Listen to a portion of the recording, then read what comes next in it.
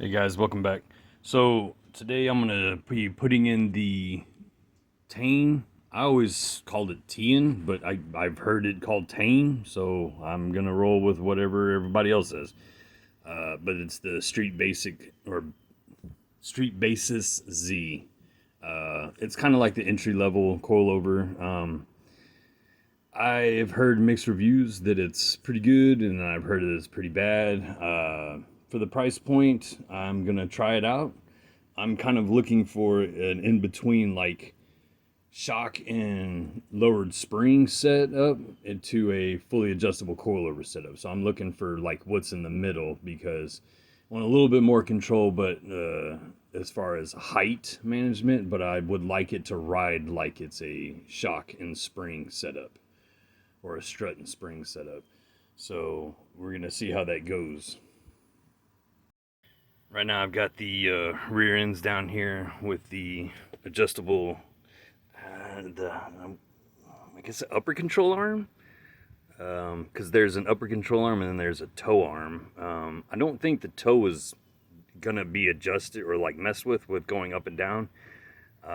If need be, I will source one of those later, but for right now, I think this should work perfectly fine. Some things to note on here: when you get this kit, these lock collars are actually backwards, so that like this top part is touching this bottom part, and you would think, oh, that's perfectly fine, but apparently it isn't. You actually need to flip them around and set them that way and make sure that that isolator is there on top of the spring. I think this might be for because of your wrenches, your adjustable wrenches. If you have it the other way, they're gonna slip, and or the wrench will be could get impacted with this, the actual spring part. So that's most likely probably the reasoning behind that. But that's what Tein recommends doing, so I'm gonna go ahead and do that. Now coming up here, you pretty much have to take all the inside of the trunk out to be able to get to the top of the shock right there.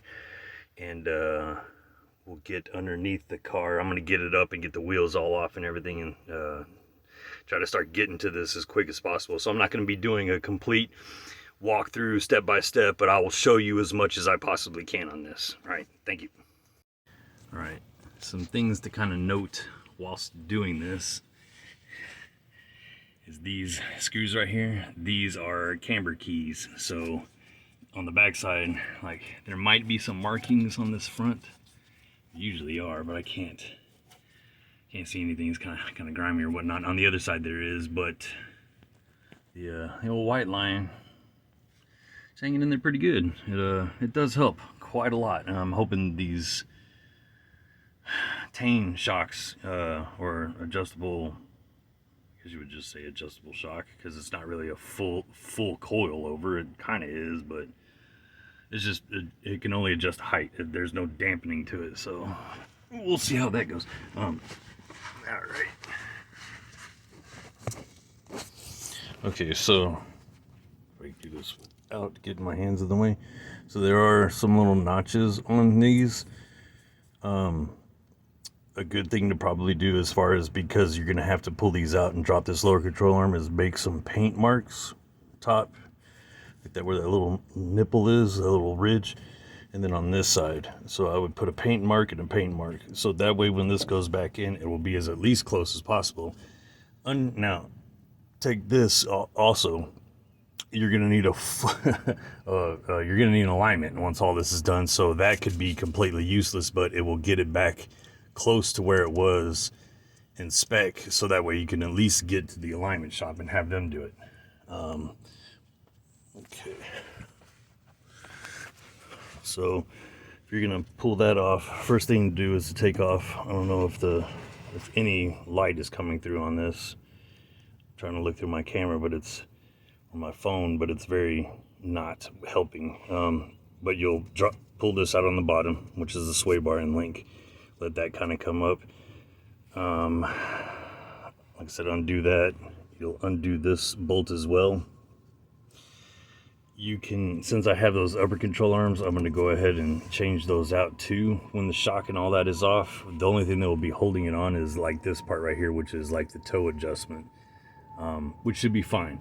because the toe adjustment only adjusts in and out as far as like the trailing arm going out or in. And I think when lowering it, the upper control arm is really all you need, because that's what does this, like pivots in or out, which once you lower it, it'll kick out and you need to bring that back out. For the front, I have camber bolts that go into the actual knuckle. If you do one, I think it's a 2 degree, 2 degree negative, 2 degree positive. But in theory, now I'm not 100% sure about this, but it makes sense in my head that if you do two bolts, so you can kick that side out and then bring this side in, so you'll get more adjustment room to bring it back into spec. Okay, all right, enough talking. I'll start tearing this down. Okay, so I got the rears are off and exploded out here. So that's the cap. Now the parts that this set does not come with is the towers. You can buy them separately, but I went ahead and bought this energy suspension kit. It's for I think a 95 to 99 Mitsubishi Eclipse, the rear. It's the poly set, and they'll fit in here, and they do. But the funny thing is, these are the stock ones that came out, and when I feel these, they do not feel like rubber. So I'm not sure if stock they came with polys in the rear, because these things are pretty dead-gum stiff, comparatively speaking, with like regular rubber. So I'm not 100% sure, but I went ahead and got that kit anyways.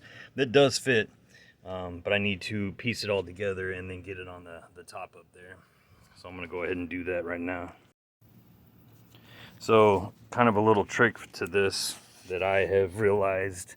They tell you specifically, do not do this. Do not, get on here on the rod and clamp it down with any kind of channel locks and stuff.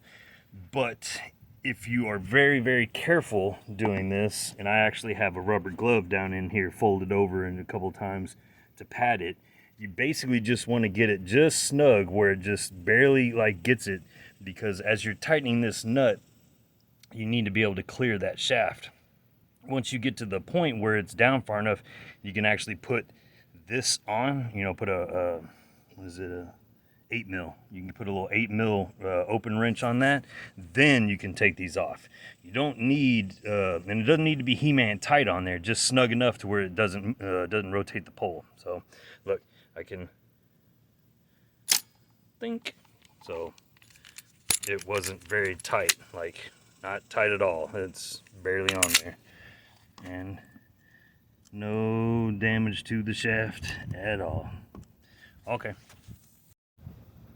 I don't know how well this will come out, but this is the height that they recommend, which is kind of like right in the middle of the collar, or about I guess the top collar, lock collar is 2 inches from the bottom of the rings. That's where they kind of recommend you start. Now I did do that, and she's quite a bit lower than I want, but I have probably 2.5 inches of travel up that I can go up with this. So let's see if I can slide out of here and blind you guys. Okay. That's about how it's sitting, which, that's all right. It's actually, I think I can go up a little higher.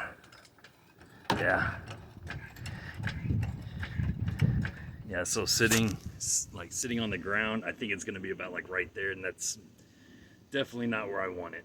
I want it to be a little taller than that, and to camber out a little bit more, so I'm going to have to adjust that. I'm back, try that again. Okay, so I finished the front. It's pretty self-explanatory. It's really easy to do if you've ever changed your shocks. The one thing I will say is I didn't mess with the collar on the front. I left it on Tein's recommendation, and it's about a 2-finger gap on there. It's about a 1 finger and 1.5 finger gap on the bottom or the rear, which I didn't mess with that collar. I originally was kind of playing with it, and I had it all the way up, measuring from the bottom of the collar to the lock collars. I did like a 2-inch, and it was like really high. It was like raked up. I didn't really like it, so I went ahead and redid it at about a 1.5-inch. Not too bad. I actually kind of like the way it sits better in the rear than it does in the front, but I ran out of time and sunlight and pretty tired, so I'm not going to worry about it. I can always mess with that later. But it actually came out pretty decent. I did take it for a drive. It feels good. I'll probably try to do a in-car, ride or whatever coming up sometime. But not bad. At first I was kind of worried that the fronts were going to be like really loose and floppy and kind of rattly, but when you take off your struts in the front, the factory ones, there's the triangle piece that goes across the top. That's the mount. Right underneath that, there's like a round spacer type thing. You will need to use that. You can take the spring isolator off of it and just put it over the chrome, like silver aluminum collar that Tein recommends using. You'll just stick that over it, and then you'll bolt it down, and it firms it up real good. Same with the rear. You'll use the rubber ring isolator on the top, and that firms it up too. So yeah, it was not too bad. Okay, so I just got the alignment done on it. Like, first impressions, it feels really good. Like, they're stiffer than normal. They're not so bad. Like, they're not as bad as an actual coilover, even though granted you can do like dampening adjustments and stuff. These have no dampening adjustment. It's all just spring rate, and it actually feels really good. It's firm, but yet not like kidney jarring type, firm. So not too bad on that. Let's see. She feels good, steers straight. The guy said when I took it in, I eyeballed it as far as like the rears and stuff and kind of with the front. He was like, it wasn't too far off, and so that was kind of cool. But I feel so much better knowing that everything is within spec. Steering wheel is nice and straight, going straight. As a matter of fact, letting off, we're good. It's kind of windy outside right now, but cool. If I would recommend these, yeah, I would definitely recommend these. It's the Street Basis Z for like $420. It's not bad. If you want, like, so I have on my other car, my daily, I have the H&R springs with just like the XLG GR2 shocks on my Spectra. It feels good.